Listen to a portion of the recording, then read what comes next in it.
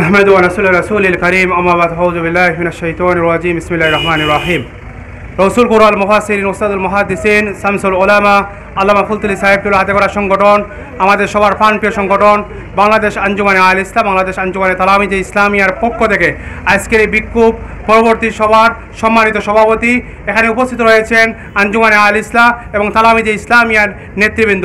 আমরা কোন উদ্দেশ্যকে সামনে রেখে আজকে বক্তব্য দিয়েছি, আজকের এই আয়োজন করা হয়েছে আপনারা সবাই জানেন। আমরা বলতে চাই এটা হচ্ছে শাহজালালের মাটি, এই শাহজালাল মাটিতে ইসকনের টাই হবে না ইনশাআল্লাহ। আমরা বলতে চাই যারা এই ইমামের উপর হত্যা করার চেষ্টা চালিয়েছে এবং পাচার করার চেষ্টা চালিয়েছে আমরা তীব্র নিন্দা জানাচ্ছি। সাথে সাথে আমরা প্রশাসনের কাছে বিনীতভাবে অনুরোধ রাখতে চাই আপনারা অতি বিলম্বে এই ইসকনের কার্যক্রম আমরা বন্ধ করার ঘোষণা দেন এবং সাথে সাথে যারা জড়িত রয়েছেন তাদের বিচারে আয়তায় আনার বিনীতভাবে অনুরোধ জানাচ্ছি। আমরা বলতে চাই বিগত 17 বছর আমরা দেখেছি এই ইসকনদেরকে একগুলো মদত দিয়েছিলেন, তারা বাংলার জমিনে টিকে থাকতে পারেন নাই। বর্তমান সরকারও আমরা দেখছি ইসকনের বিরুদ্ধে কোনো ব্যবস্থা নিচ্ছেন না। আমরা বিনীতভাবে অনুরোধ জানাচ্ছি আপনারা ইসকনের বিরুদ্ধে ব্যবস্থা নেন।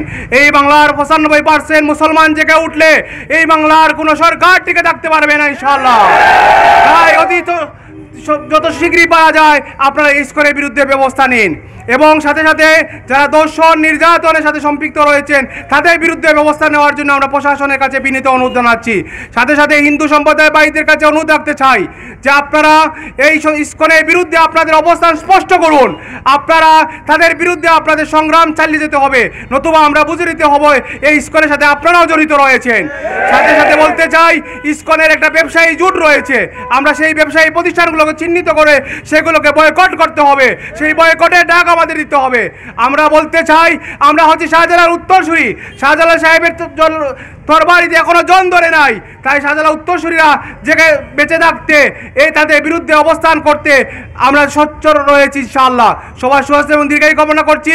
সাথে সাথে আমরা পরবর্তী সময়ে যে কোনো আন্দোলন সংগ্রামে আমরা যেন দল মত নির্বিশেষে আমরা যেন এক হতে পারি, আল্লাহ পাক রব্বুল আলামিন যেন আমাদের তৌফিক দান করে। সবার সুস্বাস্থ্য এবং দীর্ঘায়ু কামনা করে আমার বক্তব্য শেষ করছি। আসসালামু আলাইকুম। ধন্যবাদ। সম্মানিত উপস্থিতি, এই পর্যায়ে আপনাদের সামনে বক্তব্য রাখবেন লতিফিয়া দারুল আরাবিয়া মাদ্রাসার সম্মানিত পরিচালক মাওলানা ইব্রাহিম আরিফ। আসসালামু আলাইকুম ওয়া রাহমাতুল্লাহ। আলহামদুলিল্লাহ আলহামদুলিল্লাহি কাফা ওয়া সালামুন আলা ইবাদিহিল্লাযিনা ইসতাফা, আম্মা বাদ। প্রিয় উপস্থিত ইসলাম প্রিয় জনতা, বাংলাদেশ আঞ্জুমানে আল ইসলাম এবং বাংলাদেশ আঞ্জুমানে তালামিজে ইসলামিয়ার কর্মীবৃন্দ, আমরা এখানে জমায়েদ্দিনুলিল্লাহ, হে মুসলমানগণ, তোমরা ততক্ষণ পর্যন্ত লড়াই চালিয়ে যাও, মিনে থাকবে ততদিন আমাদের লড়াই চলবে। লড়াই আমাদের চলছে, চলতেই থাকবে। যখনই কোনো বাতিল মাথা ছাড়া দিয়ে উঠবে শাহজালালের তলোয়ার, তখন আবার গর্জে উঠবে, ঠিক কিনা? আমরা দেখতে পেয়েছি বিগত ফ্যাসিস্ট সরকারের আমলে এই ইসকন নানান কার্যক্রম পরিচালনা করেছে।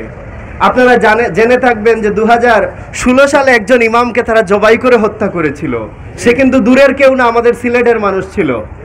ইসকনের মন্দির থেকে মুসলমানদের উপর নির্যাতন করা হয়েছিল আজানের সময় মাইক বন্ধ করার কথা বলার কারণে। এরা তখন মুসলমানদেরকে কি করেছিল? তারা অত্যাচার করেছিল। পাল্টা প্রশাসন তখন মুসলমানদেরকে গ্রেপ্তার করেছিল, কিন্তু ইসকনের কাউকে গ্রেপ্তার করেছিল না। এই ঘটনাগুলো আজকে নতুন না। আজকে যে ইমাম সাহেব কথা বলেছেন, পৃথিবীতে অনেক কিছুর বিরুদ্ধে কথা বলা হয়, কোনো কিছুর বিরুদ্ধে কথা বললেই গুম হতে হয় না, কিন্তু ইসকনের বিরুদ্ধে কথা বললেই কেন জবাই করা হবে? ইসকনের বিরুদ্ধে কথা বললেই কেন গুম করা হবে? ইসকনের বিরুদ্ধে কথা বললেই কেন নির্যাতন চলে আসবে, চিঠি আসবে, হুমকি আসবে? এটা থেকে বোঝা যায় এই ইসকন সন্ত্রাসী সংগঠন ছাড়া আর কিছুই না। আমরা এটা শুধু আমরাই দাবি করছি এমন না, এটা পৃথিবীর বহু দেশে ইসকনকে নিষিদ্ধ করা হয়েছে। আপনারা জেনে থাকবেন মালয়েশিয়ার মতো শান্তিপূর্ণ একটি দেশ এই ইসকনের সমস্ত কার্যক্রমকে নিষিদ্ধ করেছে। কেন করেছে? তারা মুসলমানদেরকে ধর্মান্তরিত করার জন্য, মুসলমান মেয়েদেরকে ট্র্যাপে ফেলে, তাদেরকে বিপদে ফেলে, তাদেরকে হিন্দু বানাতে তারা চেষ্টা করেছে। এই জন্য তাদেরকে ইরানে বয়কট করা হয়েছে, নিষিদ্ধ করা হয়েছে। এদেরকে চীনে নিষিদ্ধ করা হয়েছে, এদেরকে মালয়েশিয়ায় নিষিদ্ধ করা হয়েছে, এদেরকে বিভিন্ন মুসলিম দেশে নিষিদ্ধ করা হয়েছে। আমরাও দাবি তুলতে চাই, এই বাংলাদেশে প্রত্যেক দিন আমরা নিউজ পত্রিকাগুলো খুললেই দেখতে পাবো যে সেখানের মধ্যে কত মুসলিম নারীরা আজকে তাদের ফাঁদে পা দিয়ে তাদের জীবন ধ্বংস করেছে, কত ছেলে মেয়েরা তাদের ঈমান হারিয়ে আজকে হিন্দু হয়ে যাচ্ছে। এর পিছনে কারণ এই হিন্দুত্ববাদী সংগঠন। হিন্দু আর হিন্দুত্ববাদ এক নয়, আমরা হিন্দু আর মুসলমান মিলে এই বাংলাদেশে চলছে এতদিন যাবৎ ধরে। সৃষ্টির সূচনা লগ্ন থেকে, বাংলাদেশ সৃষ্টির সূচনা লগ্ন থেকে আজ পর্যন্ত হিন্দু মুসলমান আমরা একসাথে দেখেছি, কোনোদিন দাঙ্গা বাজে নাই। কিন্তু এই হিন্দুত্ববাদী সংগঠন যখন থেকে বাংলাদেশে কার্যক্রম চালাচ্ছে তখন থেকে এই বাংলাদেশের মধ্যে ফিতনা তৈরি হয়েছে, ঠিক কিনা? এই জন্য আমরা এই বাংলাদেশের সরকারের কাছে আবেদন জানাবো। আমরা আবেদনের ভাষায় বলছি, আমরা বিনীতভাবে বলছি, আপনারা এই সন্ত্রাসী সংগঠনকে নিষিদ্ধ ঘোষণা করুন। যদি এই সংগঠনের পক্ষে আপনারা সাপোর্ট দেন, এই সংগঠনকে আপনারা সাহায্য করেন, বিগত ফ্যাসিস্টকে আমরা যেভাবে তাড়িয়েছি আপনাদেরকেও তাড়াতে আমরা দেরি করব না। আজকের এই তাই এদেরকে নিষিদ্ধ করা হোক। আমরা বাংলাদেশে কোনো ফিতনা চাই না, কোনো অপতৎপরতা চাই না, কোনো সাম্প্রদায়িক কোনো জঙ্গি গোষ্ঠীর উত্থান আমরা চাই না। আমরা চাই শান্তিপূর্ণভাবে আমাদের ধর্ম আমরা পালন করব। আল্লাহ আমাদেরকে শান্তিপূর্ণ বাংলাদেশ দান করুন, সবাই বলি আমিন। আমাদের সামনে যত আরো সংগ্রাম থাকবে, আন্দোলনের ডাক থাকবে, আমরা যেন সবাই এসে পরবর্তী সভার সম্মানিত সভাপতি বাংলাদেশ আঞ্জুমানে আল ইসলাম আব্দুর রব সাহেব।